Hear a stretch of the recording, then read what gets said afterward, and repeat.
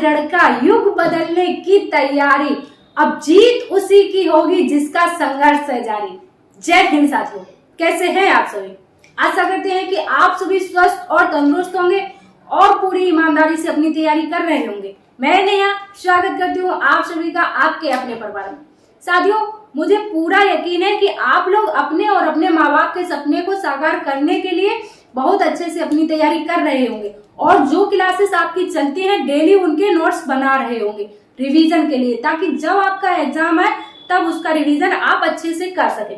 साथियों, हम लोग हिंदी टॉपिक वाइज हिंदी कर रहे हैं, जिसमें आज हमारी कितनी चौथी क्लास है। हिंदी की आज आपकी चौथी क्लास है, जिसमें हम लोग व्यंजन पढ़ेंगे। क्या पढ़ेंगे?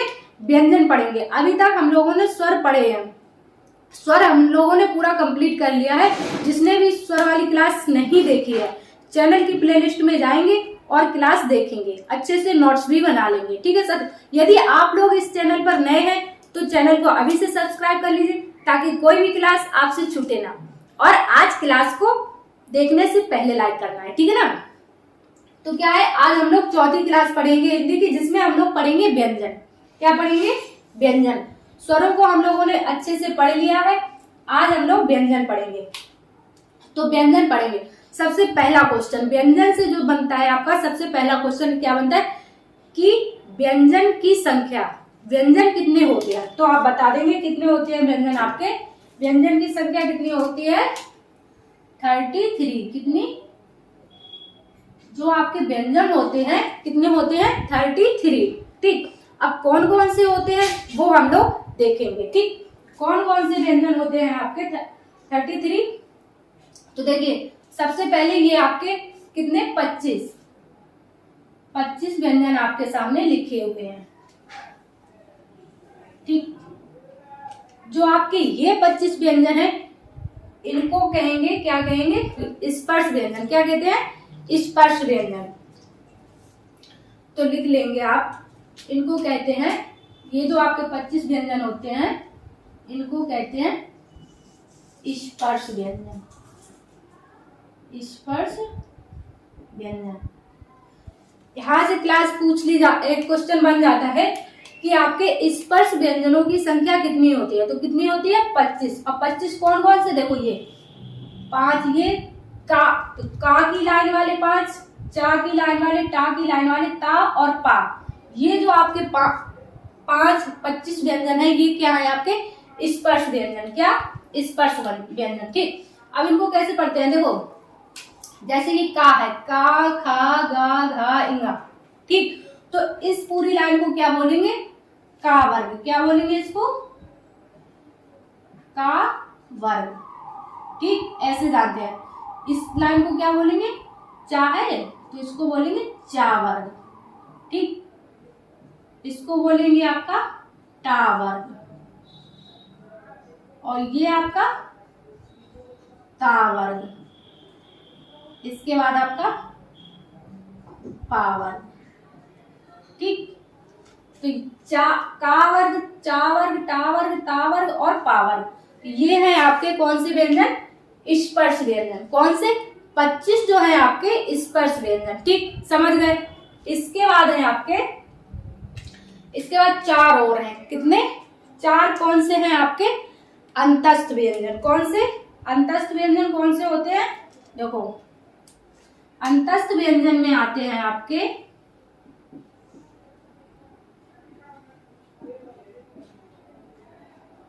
अंतस्थ व्यंजन।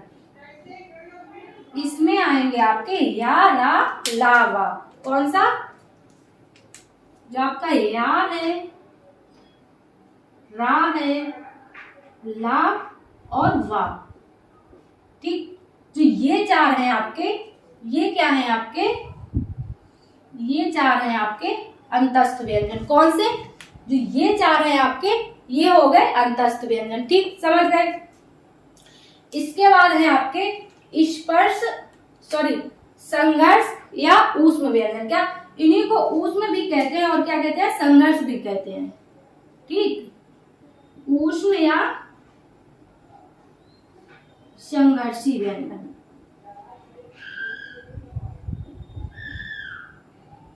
संघर्षी व्यंजन। इसमें आपके कौन कौन से आते हैं, देखिए इसमें आता है आपका शा, शा, शा और हा। कौन कौन सा आपका, ये वाला सा, सलजम वाला, षटकोण वाला सा और सपेरा वाला सा और हा। ठीक, समझ गए। ये जो है आपके, ये है आपके ऊष्म या संघर्षी व्यंजन। ठीक, क्लियर। अब देखिए इनको जो आप क्या है लिखने के आधार पर देख लेंगे ये कैसे लिखे जाते। पहले ये वाला सा आएगा, फिर ये वाला सा आएगा, फिर ये, फिर हा। ठीक, समझ गए। तो देखिए 4 आपके संघर्षी व्यंजन है, 4 अंतस्थ व्यंजन, कितने 8 हो गए ये, और इसके बाद 25 है आपके स्पर्श व्यंजन। तो टोटल कितने हो गए 33। कितने हो गए 33। तो व्यंजन की संख्या कितनी है आपकी 33। कितनी 33। ठीक, इसके बाद और कौन से बच रहे हैं आपके, इसके बाद एक और होते हैं, कौन, संयुक्त व्यंजन। कौन से, संयुक्त व्यंजन, उनको अलग रखा जाता है। ठीक, सबसे पहले ये देख लेंगे।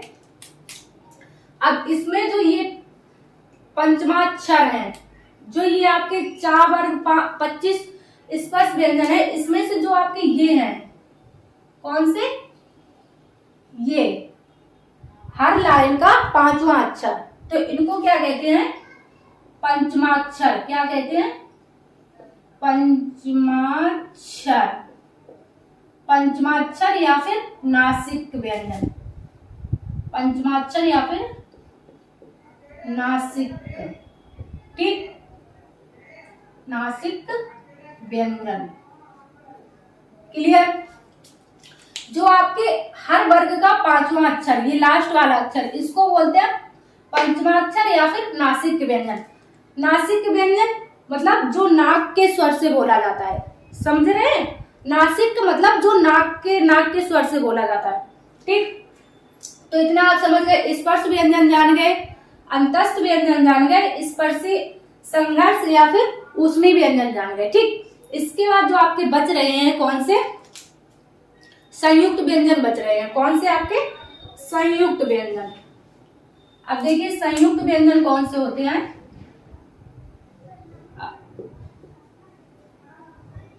संयुक्त व्यंजन। संयुक्त मतलब संयुक्त मतलब 2 चीजों से मिलकर बना है ना, वही तो होता है। संयुक्त मतलब दो से मिला होगा, 2 व्यंजनों से मिलकर बना होगा। तो संयुक्त व्यंजन में कौन कौन से आते हैं आपके, देखो एक बॉक्स बना लेते हैं, हाँ ये बॉक्स। ठीक,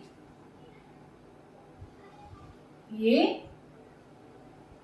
अब संयुक्त व्यंजन कितने होते हैं आपके, 4। कितने होते हैं, 4। कौन सा, छा से छतरी, त्रा त्रिशूल और ज्ञा से ज्ञानी और ये वाला श्राप। कौन सा, ये वाला श्राप। ठीक, ये होते हैं आपके 4 संयुक्त व्यंजन। अब संयुक्त व्यंजन है तो किसी ना किसी के मेल से बने होंगे, मतलब 2 व्यंजनों के मेल से। किसके, 2 व्यंजनों के मेल से।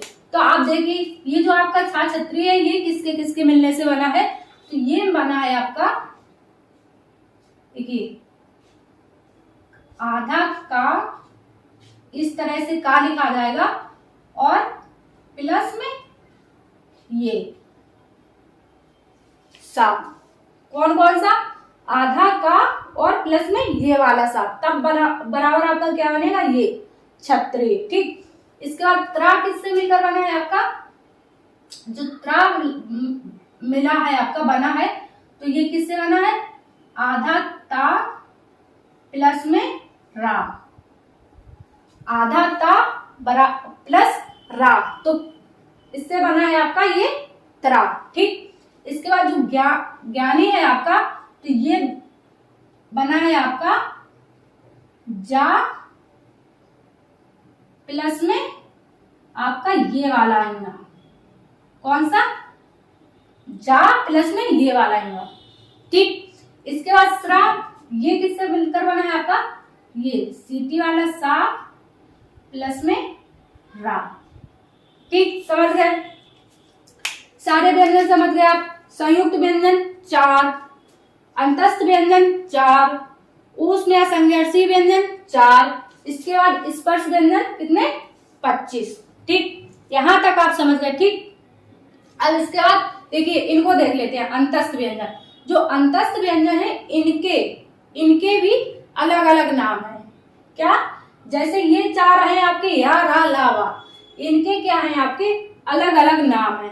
अब कैसे देखिए, जैसे ये अंतस्थ व्यंजन, जैसे कोई एक फैमिली होती है क्या, जैसे आपकी कोई फैमिली है क्या, गुप्ता फैमिली। गुप्ता फैमिली आपका हार्दिक स्वागत करती है, ऐसे नहीं होते गुप्ता फैमिली। तो गुप्ता फैमिली मतलब फैमिली तो पूरी हो गई, उसके अंदर जो अलग अलग सदस्य हैं, जैसे ये हो गए अंतस्थ फैमिली के। ठीक, और जो इनके ये अलग सदस्य हैं इनके भी तो कुछ नाम होंगे ना, तो वो इनके भी कुछ अलग अलग नाम है, इन सबों के अलग अलग नाम है। तो देखते हैं क्या क्या नाम है। देखिए इसमें से आपका या और जो वाह है, इसका क्या नाम है, जो आपका या और वाह, क्या आपका या और वाह, इसको क्या कहते हैं, इसको कहते हैं आपका क्या, अर्ध स्वर। क्या, अर्ध स्वर। या और वाह को क्या कहते हैं, अर्ध स्वर। ठीक,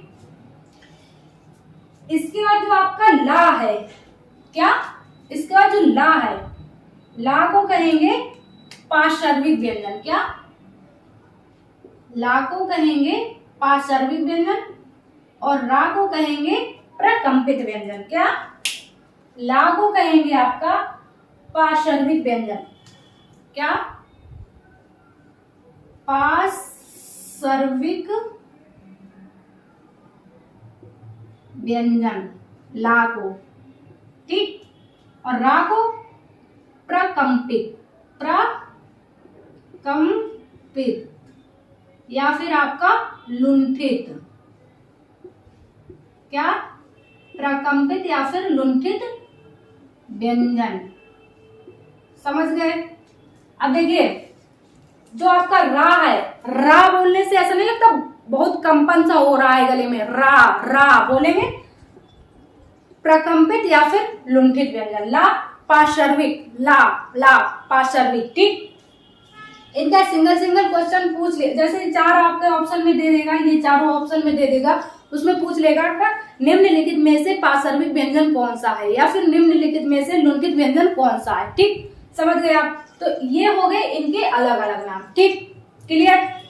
अब इसके बाद क्या है, देखिए जो या और वाह है इसको अर्ध स्वर क्यों बोलते हैं, जो या और वाह है आपको इसको अर्ध स्वर बोलने का मतलब क्या है, कारण क्या है, तो इसलिए बोलते हैं। देखो या और वाह का कहीं कहीं लिखावट में ऐसा होता है कि ये स्वर मतलब ये लिखो या फिर स्वरों में और इनमें कोई ज्यादा अंतर नहीं रहता है। कैसे देखना, जैसे आपका कहीं पर लिखा होगा क्या, जैसे मान लीजिए कहीं पर महिलाएं लिखा हो, यहाँ पर लिख लेंगे, दिखेगा ना, ठीक दिखेगा।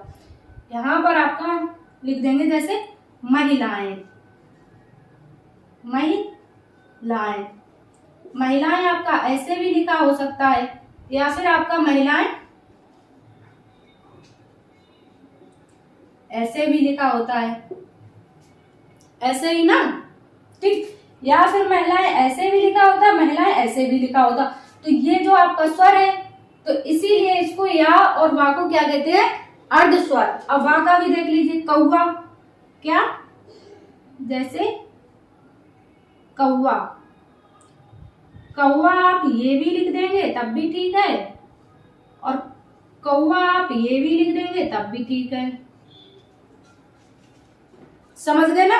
तो इसीलिए या और वा को आपको क्या कहते हैं, अर्ध स्वर। क्या कहते हैं, अर्ध स्वर। इतना आप अच्छे से समझ गए होंगे।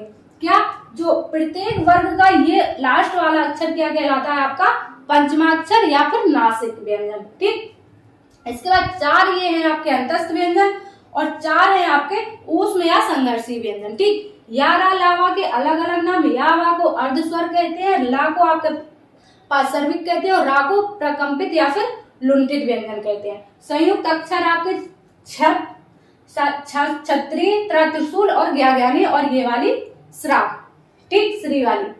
तो ये आपके संयुक्त व्यंजन है जो दो व्यंजनों के मिलने से बने हैं, ठीक। यहाँ तक आप अच्छे से समझ गए। इसका आप चाहें तो स्क्रीनशॉट ले सकते हैं, समझने के लिए अच्छा साबित होगा आपके लिए। तो आप इसका स्क्रीनशॉट ले लीजिए। फिर इसके बाद हम लोग आगे देखते हैं। अब हम लोग पढ़ेंगे व्यंजन का उच्चारण स्थान। क्या कि व्यंजन का उच्चारण स्थान, किस व्यंजन का क्या उच्चारण स्थान है वो हम लोग अब पढ़ेंगे, ठीक। कि का वर्ग का उच्चारण स्थान क्या है, चा वर्ग का उच्चारण स्थान क्या है, ठीक। तो सबसे पहले हम लोग ये स्पर्श व्यंजनों का उच्चारण स्थान देख लेते हैं, ठीक। तो सबसे पहले है आपका का वर्ग। अब का वर्ग का उच्चारण स्थान क्या है आपका, देखो कंठ, तालु, दंत, मूर्धा, होष्ठ, ये सब आप सुने होंगे, ठीक। तो इसमें जो आपका का वर्ग है इसका क्या है आपका उच्चारण स्थान, कंठ। क्या है आपका जो का वर्ग है आपका, जो कंठ से बोला जाता है, किससे, कंठ से। जो का वर्ग के सारे वर्ण है आप कहां से, यहां से बोलेंगे, कंठ से। कंठ मतलब गला, ठीक। बोल के देखिए, का, खा, यहां से आवाज निकल रही है ना आपके गले से, का, खा, गा, घा, यहाँ, ठीक, कंठ से। इसके बाद चा वर्ग है आपका, चा का जो उच्चारण स्थान है क्या है आपका, तालु। क्या है, तालु। टा का आपका क्या है, मूर्धा। क्या, मूर्धा। ता का दंत और पा का होष्ठ। अब कैसे, देखिए बोल के देखिए आप, कंठ का बोल के देख लिया, इसके बाद आप चा वर्ग बोल के देखिए, तालु, चा, छा, जा, झा। का, चा का आपका क्या है, तालु, चा, छा, जा। जब ये आप वर्ड बोलेंगे तो जो आपकी जीभ है कहाँ टच होगी, तालु से। कहाँ, तालु से, ठीक। आप खुद से प्रैक्टिस कीजिए, खुद से बोल के देखिए, ठीक। इसके बाद जो आपका टा वर्ग है, टा, ठा, डा, ढा, तो ये इसका उच्चारण स्थान क्या है आपका, मूर्धा। क्या, मूर्धा। जब टा, ठा, डा, तो जीभ आपकी क्या हो रही है, पलट रही है, ऊपर टच हो रही, टा, ठा, है ना। इसके बाद दंत, ता वर्ग है आपका दंत, इसका क्या है, दंत उच्चारण स्थान, ता, था, दा, धा। जो आपकी जीभ है ऊपर के दांतों में टच हो रही है, ता वर्ग में, ठीक। बोल के देखिए, ता, दंत, ता, था, दा, धा। जो आपकी जीभ है ना ऊपर के दांतों में टच होगी, बिना ऊपर के दांतों में टच हुए आप ता वर्ग के वर्ण नहीं बोल पाएंगे, ठीक। इसके बाद लास्ट है आपका होष्ठ वर्ग। क्या, होष्ठ, जिसमें आपका ता वर्ग, पा वर्ग। पा वर्ग का कोई भी अक्षर आप बोलेंगे तो ऐसे नहीं बोल पाएंगे जब तक आपके होठ आपस में चिपकेंगे नहीं। देखो, पा, फा, बा, भा, ऐसा नहीं है कि आप इसमें से कोई भी एक ऐसा अक्षर नहीं बोल पाएंगे जो आपके बिना होठों के चिपकने से बोल पाए, ठीक। तो ये आप समझ गए। जो आपके स्पर्श व्यंजन क्या है, स्पर्श व्यंजनों का उच्चारण स्थान आप लोग सीख गए, ठीक। इसको याद करने की ट्रिक क्या है, देखना, का, टा, मा, दा, ओ। तो इसको आप कह सकते हैं क्या, के, टी, एम, दा से दी, डी, ओ। इसको आप पढ़ सकते हैं क्या, के, टी, एम, दो। क्या, एटीएम मांगते हैं ना, एटीएम, उसी एटीएम ना मांग के आप क्या कह देंगे, केटीएम दो। एटीएम, केटीएम, के, टी, एम, डी, ओ, केटीएम दो, ठीक। समझ गए आप। इसके बाद जो आपके अंतस्थ, अब देखेंगे हम लोग अंतस्थ व्यंजन का। क्या, इसका अंतस्थ का स्पर्श आपने पढ़ लिए, इसके बाद क्या आपके अंतस्थ व्यंजन। अंतस्थ, अंतस्थ कौन से आपके, या, रा, ला और वा, ठीक। अब इसमें क्या है आपका, देखिए जो या, रा, ला, वा है आपके, तो इसमें आप ये वाला कौन सा, यहां से कंठ से हटा देंगे, कंठ हटा के और बाकी ये लाइन से लिख देंगे। क्या, इसका क्या है, तालु, और रा का मूर्धा, इसके बाद ला का हो जाएगा आपका दंत, ला का क्या हो जाएगा? दंत। ठीक। और वा का हो जाएगा आपका होस्ट। कौन सा? वा, होस्ट। ठीक, समझ गए? अंतस्थ का उच्चारण स्थान सीख गए। इसके बाद आपका कौन सा रह गया? कौन सा? ऊष्म या संघर्षी। कौन सा? ऊष्म या संघर्षी व्यंजन। ठीक, इसमें आपके कौन कौन से थे? सा, ये वाला सा, और आपका श्रोता वाला सा, और हा। ठीक, अब इसमें भी आप ऐसे ही कर लेंगे। कैसे? जैसे इसमें कंठ को छोड़ा आपने, यहां से तालु, मूर्धा, दंत, इसमें भी ऐसे ही कर लेंगे। क्या? ये जो सा है आपका, इसका उच्चारण स्थान क्या है? तालु। क्या है? तालु।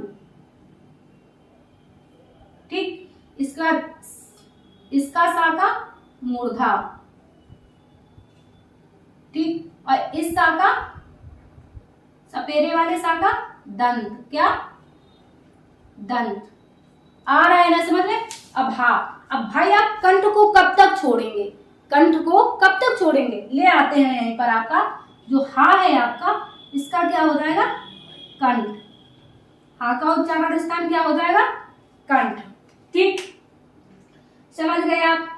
अब आपके जो बच रहे हैं वो है स्वर। अभी हम लोगों ने स्वर नहीं पढ़ा। ठीक, ये वा जो है आपका, ये दंतोष्ठ है। क्या है? दांत और ओष्ठ, दंतोष्ठ है। जो वा आपका है ये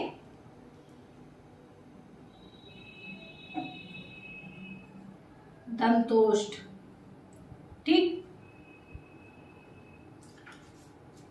अब हम लोग स्वर पढ़ लेते हैं। यहीं पर लिख लेते हैं स्वर। तो देखिए, सबसे पहले आपका कौन सा? आ, और ये वाला आ। तो ये किससे बोले जाएंगे आपके? ये बोले जाएंगे आपके कंठ से। कहां से? कंठ से। ठीक, इसके बाद तालु से कौन कौन से स्वर बोले जाएंगे आपके? तालु से जो बोले जाएंगे,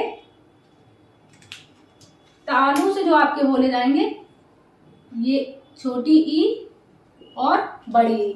कौन कौन सा? छोटी ई और बड़ी ई। इसके बाद यहां से मूर्धा से जो आपका बोला जाएगा ऋषि। ऋषि कहां से बोला जाएगा?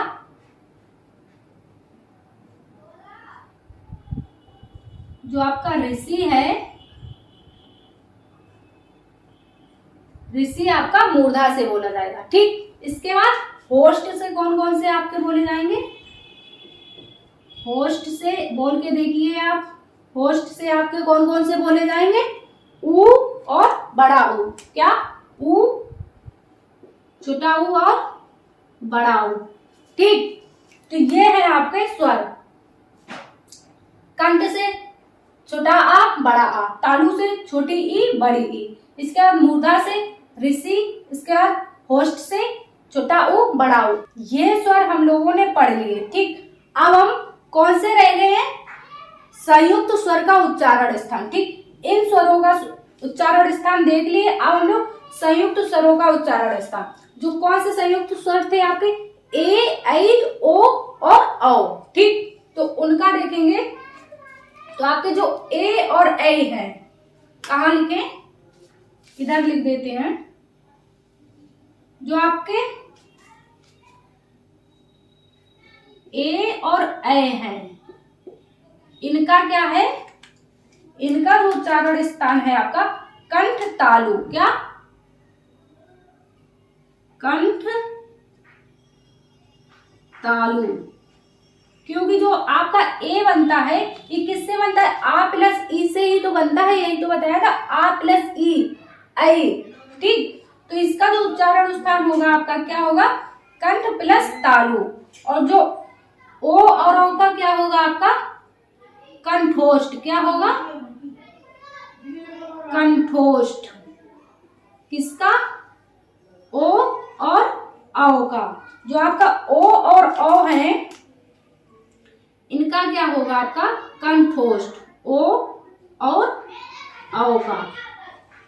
ठीक, समझ गए? यहां तक क्लियर? ठीक, तो ये हो गए आपके उच्चारण स्थान। ठीक, कि कौन सा वर्ण का उच्चारण स्थान क्या है, किसका कंठ है, किसका तालु है। ठीक, अब हम लोग पढ़ेंगे, क्या पढ़ेंगे? अब हम लोग पढ़ेंगे कि अल्प प्राण किसे कहते हैं और महाप्राण किसे कहते हैं। क्या कहते हैं? अल्प प्राण और महाप्राण। तो देख लेंगे अल्प प्राण। अल्प प्राण, ठीक, वह ध्वनियां जिनको बोलने में कम वायु निकले। क्या? जिनके उच्चारण में कम वायु निकले उनको कहते हैं अल्प प्राण। ठीक, कम वायु, क्या? कम वायु निकले,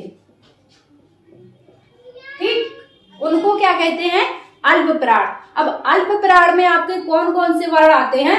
देखिए, प्रत्येक वर्ग का पहला, तीसरा और पांचवा वर्ण, जो आपके ये का वर्ग, चा वर्ग, चा, इसका प्रत्येक वर्ग का पहला, तीसरा और पांचवा वर्ण लिख लेंगे आप। पहला, तीसरा और पांचवा वर्ण। ठीक, इसके बाद क्या? इसके बाद सभी स्वर। ठीक, सभी स्वर अल्प प्राण में आएंगे, सभी स्वर आएंगे। और इसके बाद क्या आएंगे? जो अंतस्थ व्यंजन है आपके, अंतस्थ व्यंजन भी आपके अल्प प्राण में आएंगे। ठीक, अंतस्थ व्यंजन। और क्या आपका? अंग, अंग, अंग आते ना, वो अयोग्या, अयोग्या। ठीक, अंग। ठीक, तो अल्प प्राण में आपके कौन कौन से वर्ण आएंगे? देखो, अल्प प्राण की परिभाषा क्या है? वह ध्वनियां जिनको बोलने से, जिनको बोलने में कम वायु निकले। कौन कौन से आपके? तो वो आपके अल्प प्राण कहलाते हैं। और कौन कौन से आते हैं? प्रत्येक वर्ण का पहला, तीसरा और पांचवा वर्ण। प्रत्येक वर्ग का पहला, तीसरा, पांचवा वर्ग। जैसे इसमें का वर्ग का देख लीजिए, का पहला, तीसरा गा और इया पांचवा। ठीक, पहला, तीसरा और पांचवा क्या कहलाएंगे? आपके अल्प प्राण। इसके साथ ही सभी स्वर भी आपके अल्प प्राण में आएंगे। और क्या? अंतस्थ, अंतस्थ व्यंजन भी आपके अल्प प्राण में आएंगे। इसके बाद अंग जो है आपका, ये भी अल्प प्राण में आएगा। ठीक, इसके बाद क्या पढ़ेंगे हम लोग? महाप्राण। क्या पढ़ेंगे? महाप्राण। महाप्राण। अब महाप्राण की परिभाषा क्या है? कि वह ध्वनियां जिनको बोलने में ज्यादा वायु निकले। क्या? ज्यादा वायु। वह ध्वनियां जिनको बोलने में ज्यादा वायु निकले। ठीक, तो उनको कहेंगे आप क्या? महाप्राण। ठीक, अब अल्प प्राण में पहले, तीसरा और पांचवा वर्ण हो गया, तो कौन सा बचा आपका? दूसरा और चौथा। ठीक, प्रत्येक वर्ग का आपका, प्रत्येक वर्ग का कौन सा आपका? दूसरा और चौथा वर्ण। ठीक, प्रत्येक वर्ग का दूसरा और चौथा वर्ण। इसके अलावा सारे क्या? ऊष्म व्यंजन, ऊष्म या फिर संघर्षी। ठीक, सभी ऊष्म व्यंजन और आहार,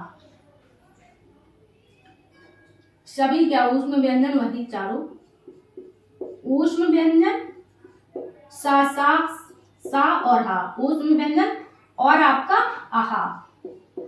ठीक, ये हो गए आपके महाप्राण। ठीक, समझ गए आप? अल्प प्राण, महाप्राण समझ गए और वर्णों का उच्चारण स्थान समझ गए। इसके बाद अब क्या रह गया आपका? घोषत्व के आधार पर घोष सघोष किसे कहते हैं, वो हम लोग और देख लेते हैं। क्या? घोष अघोष। ठीक, तो इसको क्या करते हैं? इसको मिटा देते हैं ना, इसको मिटा देते हैं सबको। इसके बाद हम लोग क्या पढ़ेंगे? घोष सघोष। ठीक, क्या पढ़ेंगे? घोष सघोष। बाकी आपको याद रखना है कितने 25 हैं आपके वो स्पर्श व्यंजन, 4 हैं अंतस्थ व्यंजन और 4 हैं आपके संघर्षी या फिर ऊष्म व्यंजन। ठीक, और 4 ही हैं आपके संयुक्त व्यंजन। ठीक, याद रखेंगे आप। ठीक है ना। इसके बाद हम लोग पढ़ेंगे क्या, घोष, क्या, अघोष व्यंजन और सघोष व्यंजन। अब देखिए अघोष, अघोष किसे कहते हैं, अघोष। ठीक, अब अघोष की क्या परिभाषा है आपकी, वायु अगर कम घर्षण के साथ बाहर निकले, जिन वर्णों को बोलने में वायु कम घर्षण के साथ बाहर निकले उनको अघोष वर्ण कहते हैं। ठीक, क्या कहते हैं, अघोष वर्ण। तो इसमें आपके कौन कौन से आएंगे, प्रत्येक वर्ग का कौन कौन से आएंगे इसमें आपके, प्रत्येक वर्ग का पहला और दूसरा अक्षर, इसके बाद सा सा सा। ठीक, कौन कौन से आएंगे आपके, प्रत्येक वर्ग का पहला और दूसरा अक्षर, प्रत्येक वर्ग का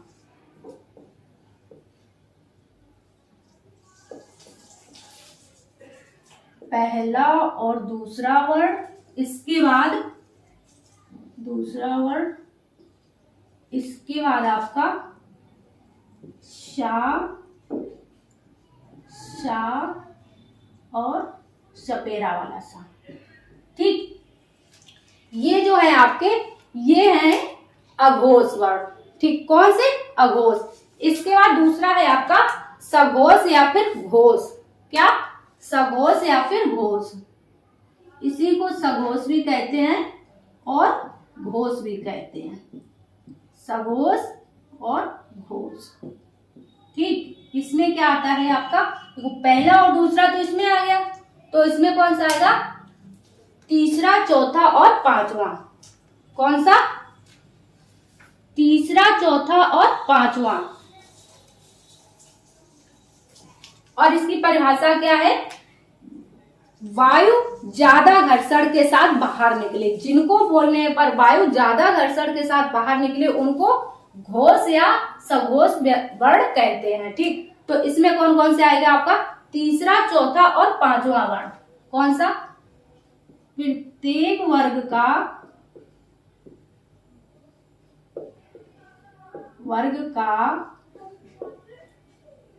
तीसरा, चौथा और पांचवा वर्ण। ठीक, कौन कौन सा, प्रत्येक वर्ग का तीसरा, चौथा और पांचवा वर्ण। ठीक, इसके अलावा सभी स्वर और अंतस्थ व्यंजन, इसके अलावा क्या आपके सभी स्वर बच गए, इसी में आएंगे आपके सभी स्वर आएंगे, इसके बाद अंतस्थ भी आएंगे, अंतस्थ और कौन सा आपका एक ये सा भी आपका इसी में आएगा। ठीक, समझ गए आप, यहां तक क्लियर हो गया। इसके बाद कौन सा बचा आपका, सभी व्यंजन आपने पढ़ लिए और सभी का उच्चारण स्थान भी पढ़ लिया, अल्पप्राण पढ़ लिया, महाप्राण पढ़ लिया। इसके बाद अब एक शब्द आता है, मतलब 2 वर्ण और हैं जिनको क्या कहते हैं, उत्क्षिप्त व्यंजन। क्या, उत्क्षिप्त व्यंजन या फिर विकसित व्यंजन। ठीक, उत्क्षिप्त या फिर विकसित व्यंजन, ये इसी को कहते हैं द्विगुण व्यंजन। क्या, उत्क्षिप्त,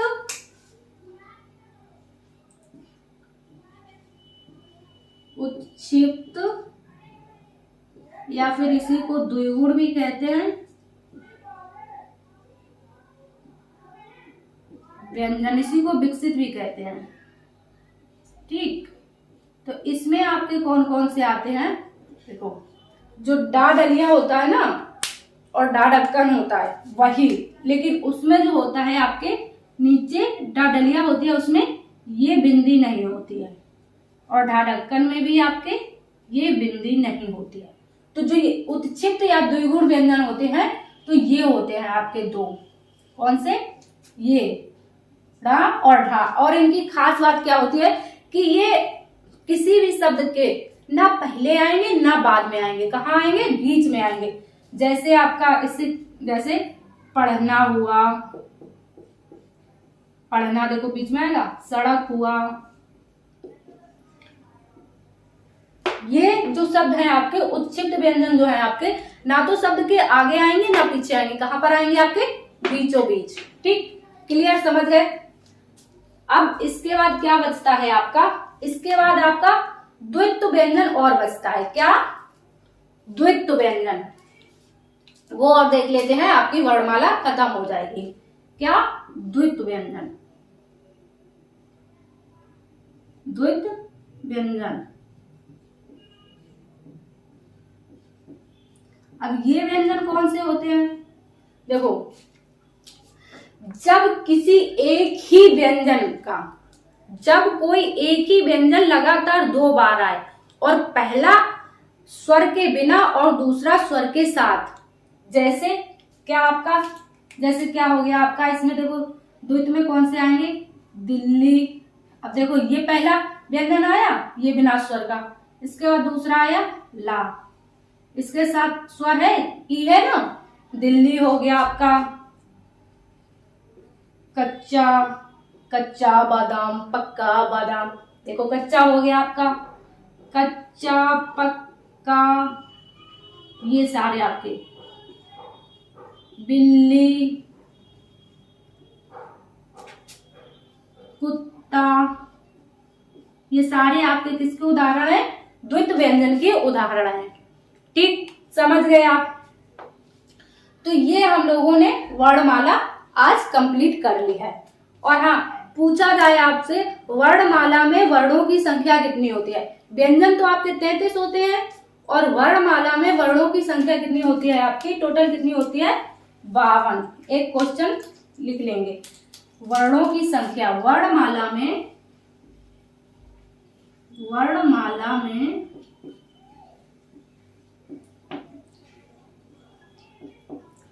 वर्णों की संख्या, वर्णों की संख्या कितनी, 52। कितनी, 52। ठीक, वर्णमाला का अगर आपने ये टॉपिक अच्छे से कवर कर लिया तो यकीन मानिए यहाँ से आपके 3 से 4 क्वेश्चंस कंप्लीट हो जाएंगे। 3-4 क्वेश्चंस का मतलब है आपके 6, 8, 10 नंबर कंप्लीट हो जाएंगे।